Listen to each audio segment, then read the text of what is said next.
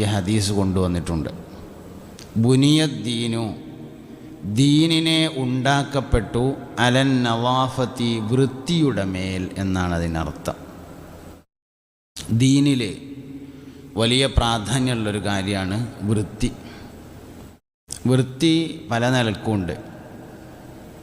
ശാരീരികമായ വൃത്തിയുണ്ട്, മാനസികമായ വൃത്തിയുണ്ട്, അകത്തെ വൃത്തിയുണ്ട്, പുറത്തെ വൃത്തിയുണ്ട്. അകം ശുദ്ധിയാക്കാതെ പുറമിനു കണ്ട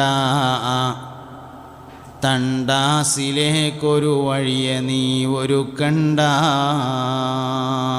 തഴവസ്ഥൻ്റെ പാട്ടാണ്. അള്ളാഹു അദ്ദേഹത്തെയും നമ്മളെയും സ്വർഗത്തിൽ ഒരുമിച്ച് കൂട്ടിത്തരട്ടെ.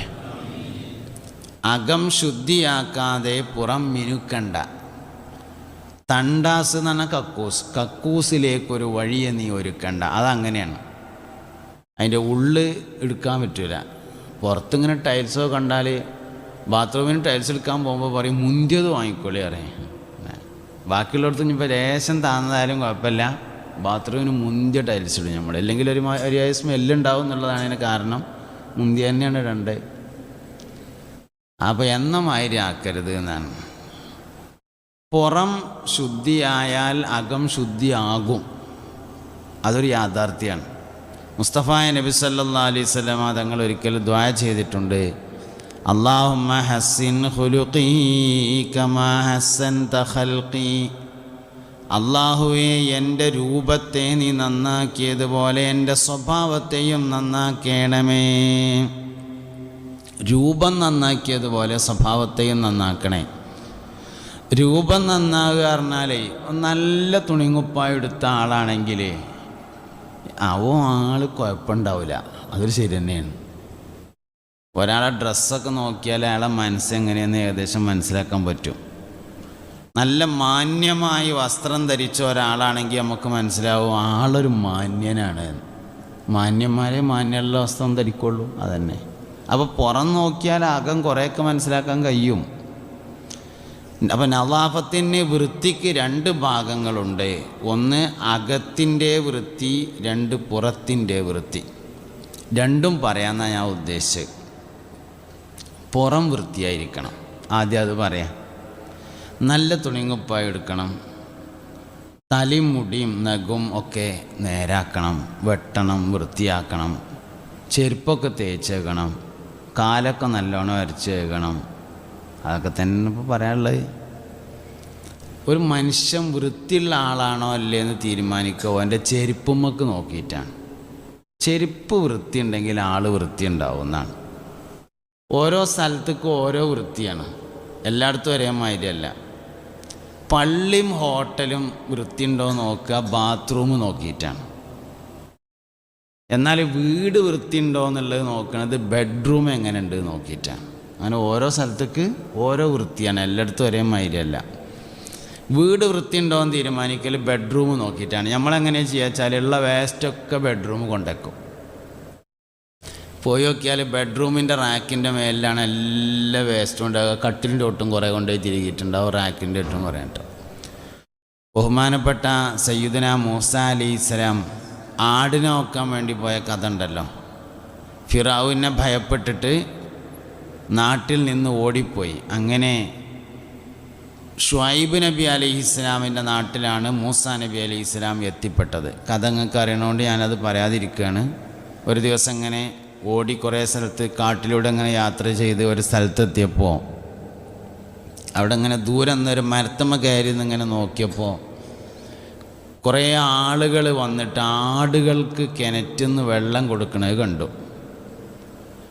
ആളുകളുടെ പുരുഷന്മാർ ആടുകൾക്ക് വെള്ളം കൊടുക്കൽ കഴിഞ്ഞ് അവർ പോയതിന് ശേഷം രണ്ട് പെൺകുട്ടികൾ വന്ന് ആണുങ്ങൾ വെള്ളം കൊടുത്തപ്പോൾ പോയ വെള്ളം ഇങ്ങനെ കുഴികളിലൊക്കെ നിൽക്കുന്നത് ഇങ്ങനെ എടുത്തുകൊണ്ട് ഓല ആടിന് കൊടുക്കണത് കണ്ടു. അപ്പോൾ മൂപ്പര് മരത്തമെന്ന് ഇറങ്ങിയിട്ട് ഇങ്ങനെ ചെന്നിട്ട് ചോദിച്ചു, എന്താ അപ്പം നിങ്ങളിങ്ങനെ എല്ലാവരും പോയതിൻ്റെ ശേഷം പിന്നെ എങ്ങനെ ആടുകൾക്ക് വെള്ളം കൊടുക്കണമെന്ന് ചോദിച്ചാൽ പറഞ്ഞു, ഓലൊക്കെ ആണുങ്ങളാണ്, ഓലൊക്കെ നല്ല മുടുക്കുള്ള ആൾക്കാരാണ്. അപ്പോൾ ഓല് കിണറിൻ്റെ മേലെ ഒരു പാറ കൊണ്ട് അടച്ചു വെച്ചിരിക്കുകയാണ്. ഓല് ഈ പാറ മാറ്റി വെച്ചിങ്ങാണ്ട് വെള്ളം മുക്കി കൊടുത്തു. ഞങ്ങൾക്കിപ്പോൾ അത് മാറ്റാൻ വയ്യാത്തതുകൊണ്ട് ഞങ്ങളിങ്ങനെ പോയ വെള്ളമൊക്കെ എടുത്തു കൊടുക്കുകയാണ്. അപ്പോൾ മൂപ്പരത് ഇങ്ങനെ തോണ്ടി വെച്ച് കൊടുത്തു ആ പാറക്കല്ല്. എന്നാൽ കൊടുത്തോളിയാറും. അങ്ങനെ ആടുകൾക്ക് വെള്ളമൊക്കെ കൊടുത്തതിന് ശേഷം വീട്ടിൽ ചെന്നു. ഷുഐബ് നബി അലൈഹി ഇസ്ലാമിൻ്റെ മക്കളായിരുന്നു ഈ 2 പെൺകുട്ടികൾ. സയ്യിദുനാ ഷുഐബ് നബിയോട് പറഞ്ഞു, നല്ലൊരാളെ കണ്ടൊന്ന് കാട്ടുന്ന ഞങ്ങൾ ആടുകളെ നോക്കിയിട്ട് വരുമ്പോൾ ഒരാളെ കൂലിക്ക് വിളിക്കുകയാണെങ്കിൽ അതിന് ഏറ്റവും പറ്റിയ ഒരാളാണ്, നല്ല ആരോഗ്യമുള്ള മുടുക്കുള്ളൊരു മനുഷ്യൻ എന്ന് പറഞ്ഞു. ഷുഐബ് നബി പറഞ്ഞു, എന്നാൽ നിങ്ങൾ പോയിട്ട് അയാളോടൊന്ന് വരാൻ പറയും, ഞാൻ വിളിക്കുന്നുണ്ട് പറഞ്ഞു. അങ്ങനെ ചെന്നിട്ട് ഇങ്ങനെ പറഞ്ഞു, നിങ്ങളെ വാപ്പ വിളിക്കുന്നുണ്ട് പറഞ്ഞു. അപ്പോൾ ആരാ വാപ്പാന്ന് ചോദിച്ചു. ഞങ്ങളെ വാപ്പ ഷുഐബ് നബിയാണ് പറഞ്ഞു. അത് തിരക്കടില്ലല്ലോ പറഞ്ഞു. മൂപ്പരും തന്നെ എവിടേക്കെങ്കിലും ഒന്ന് പോകാൻ കിട്ടണം, അല്ലെങ്കിൽ മരത്തുമ്പോൾ നേരം വെളുക്കോളം ഇരിക്കാൻ പറ്റൂലല്ലോ. അതിനിങ്ങനെ എന്തെങ്കിലും വഴി ഉണ്ടോ എന്ന് ആലോചിച്ചിട്ട് ഇങ്ങനെ ഇരിക്കുകയാണ്. അപ്പോഴാണ് വിളിച്ചത്. എന്നായിക്കോട്ടെ പോകാറുണ്ട്. അങ്ങനെ ഓലപ്പം പോന്നു. ഷുഐബ് നബി അലൈഹി ഇസ്ലാമിൻ്റെ വീട്ടിലെത്തി കാര്യങ്ങളൊക്കെ പറഞ്ഞു. ഞാനിങ്ങനെ ഫിറൗവിനെ പേടിച്ചിട്ട് പോകുന്നതാണ്. അതിൽ മൂപ്പര് പറഞ്ഞു, കുഴപ്പമില്ല, ഇവിടേക്ക് ഏതായാലും ഫിറൗവിൻ്റെ ശല്യമൊന്നും വരില്ല, ഞങ്ങളിവിടെ സുഖമായിട്ട് താമസിച്ചോളി.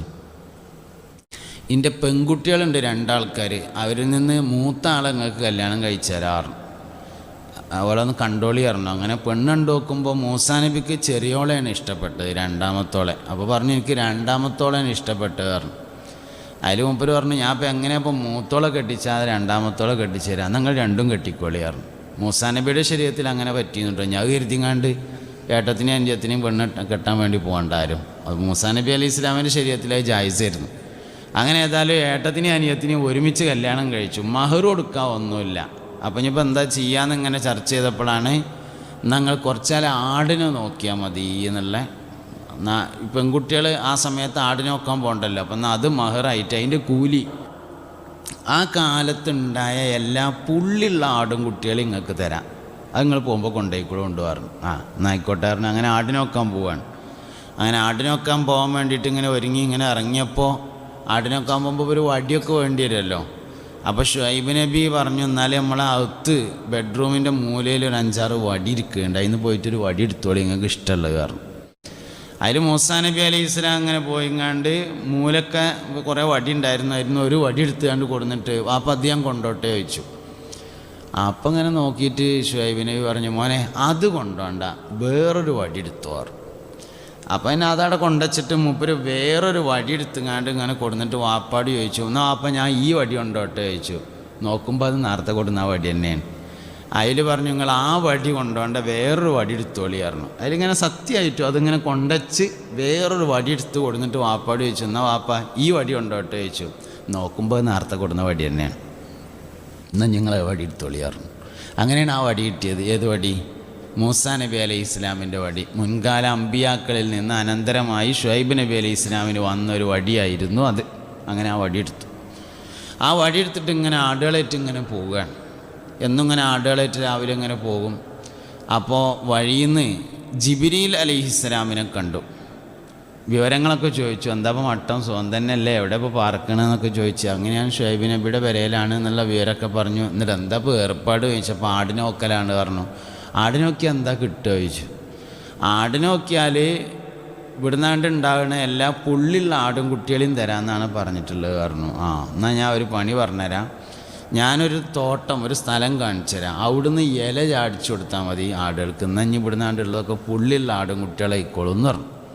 അങ്ങനെ ആയിക്കോട്ടെ. അന്ന് രാവിലെ പോകുമ്പോൾ ആ തോട്ടത്തേക്ക് ആടുകളെ കൊണ്ടുപോകും, അവിടുന്ന് ഇങ്ങനെ ഇലകൾ ചാടിച്ചു കൊടുക്കും.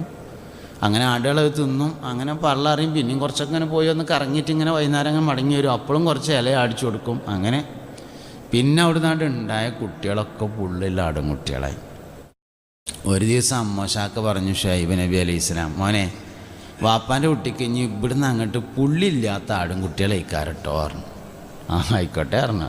എന്താ എന്നാൽ അങ്ങനെ ആക്കാറുണ്ട്. അങ്ങനെ 2 ദിവസം കഴിഞ്ഞിട്ട് ഇങ്ങനെ ആടിനെ നോക്കാൻ വേണ്ടി പോകുമ്പോൾ ജിബ്രീൽ അലൈഹി ഇസ്ലാമിനെ വീണ്ടും കണ്ടു. എന്തൊക്കെ വിവരങ്ങളൊക്കെ ചോദിച്ചു, സുഖം തന്നെയല്ലേ, റാഹത്തല്ലേ എന്നൊക്കെ ചോദിച്ച്. ആടുകളൊക്കെ ഇപ്പോൾ കോനുണ്ടോ ചോദിച്ചു. ഒരുപാടുണ്ട് പറഞ്ഞു.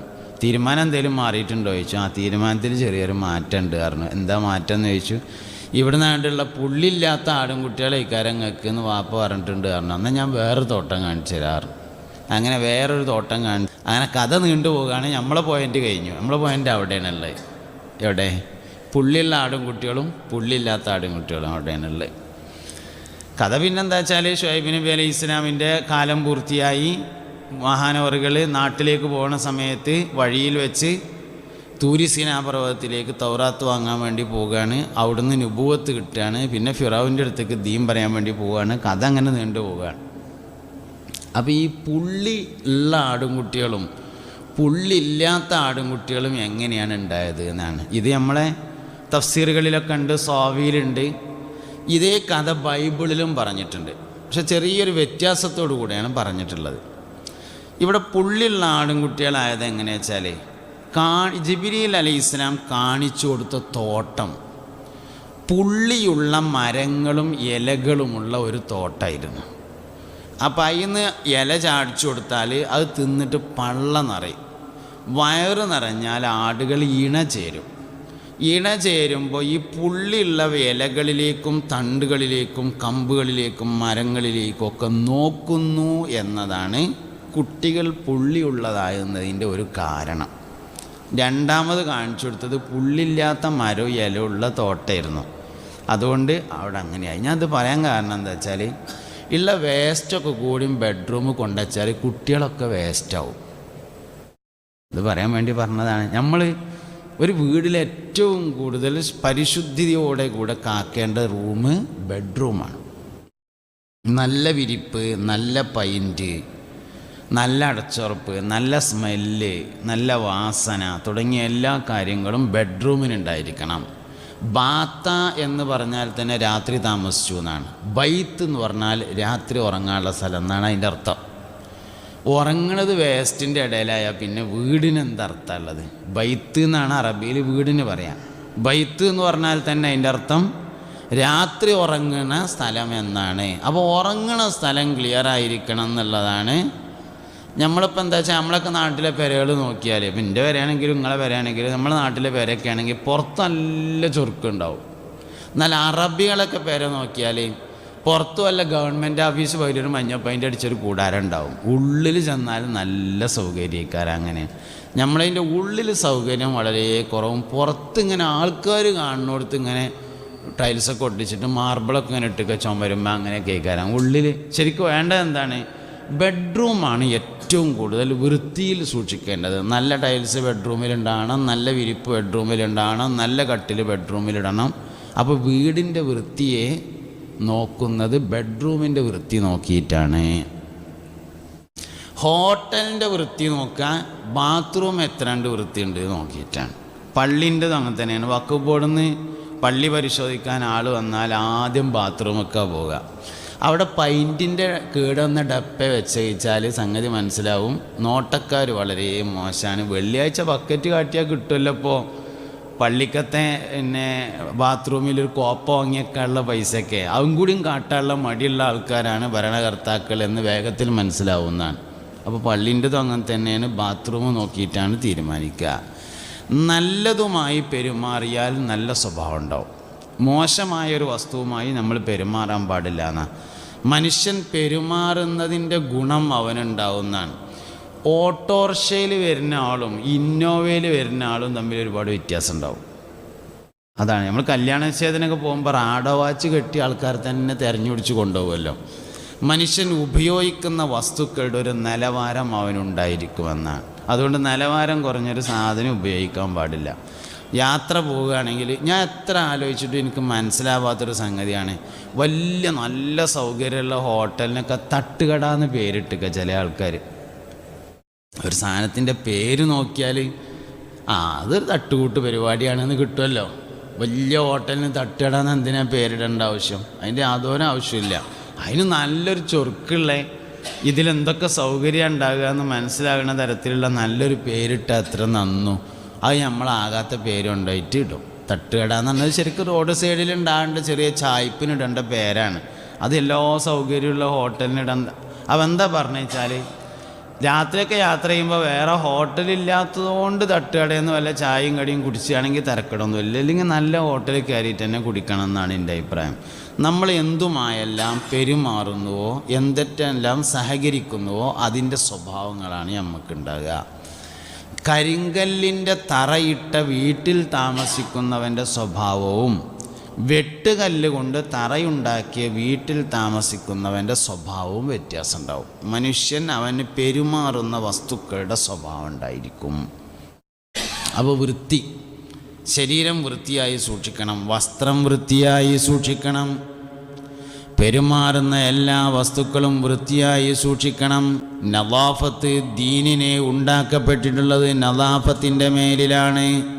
ബുനിയദ്ദീനു അലൻ നദാഫ, ഹബീബുനാ റസൂലുള്ളാഹി സല്ലല്ലാഹു അലൈഹി വസല്ലം ദീനിനെ ഉണ്ടാക്കപ്പെട്ടത് വൃത്തിയുടെ മേലിലാണെന്ന് മുസ്തഫായ നബി സല്ലല്ലാഹു അലൈഹി വസല്ലമ തങ്ങൾ പറഞ്ഞിരിക്കുന്നു. 4 പ്രധാനപ്പെട്ട വൃത്തികളാണുള്ളത്. 4 വൃത്തിയാണ്. 1, മ്ലേച്ഛമായ വസ്തുക്കളിൽ നിന്ന് ശരീരം വൃത്തിയായിരിക്കുക എന്നതാണ് ഒന്നാമത്തേത്. അതിന് 2 ഭാഗങ്ങളുണ്ട്. ശരീരം വൃത്തിയാകുക എന്നുള്ളതിന് 1 നജസിൽ നിന്ന് വൃത്തിയാവുക, 2 മോശം വസ്തുക്കളിൽ നിന്ന് വൃത്തിയാവുക. നജസിൽ നിന്ന് വൃത്തിയാകുന്നതിന് ത്വഹാറത്ത് എന്നാണ് പറയുക. മോശമായ സാധനങ്ങളിൽ നിന്ന് വൃത്തിയാകുന്നതിന് നദാഫത്ത് എന്നാണ് പറയുക. ത്വഹാറത്തും നദാഫത്തും വ്യത്യാസമുണ്ട്. ത്വഹാറത്ത് എന്ന് പറഞ്ഞാൽ ശുദ്ധി, നദാഫത്ത് എന്ന് പറഞ്ഞാൽ വൃത്തി. ശുദ്ധി ആയതുകൊണ്ട് വൃത്തിയായിക്കോളണമെന്നില്ല, വൃത്തിയായതുകൊണ്ട് ശുദ്ധിയായിക്കോളണമെന്നില്ല.